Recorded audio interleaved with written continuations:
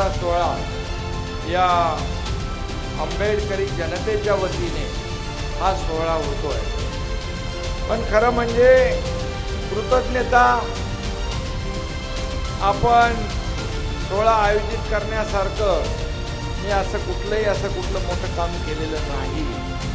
मी जे केलं ती माझी जबाबदारी आहे म्हणून ते मी केलेलं आहे, आणि जे काही काम झालं हा तुमचा अधिकार आहे म्हणून हे केलेलं आहे। आणि म्हणून मी आपल्याला एवढंच सांगेन, बाबासाहेबांच्या सावलीत राहून त्यांचं कार्य, त्यांची प्रेरणा, त्यांनी दाखवून दिलेले विचार पुढे न्यायचे आहे। आपण भाग्यवान आहोत की बाबासाहेबांसारखं मोठं व्यक्तिमत्व आपल्या महाराष्ट्रात जन्माला आलं, हे आपल्या सगळ्यांचं भाग्य आहे। खरं म्हणजे बाबासाहेबांना या शहराबद्दल विशेष आपुलकी आणि प्रेम होतं।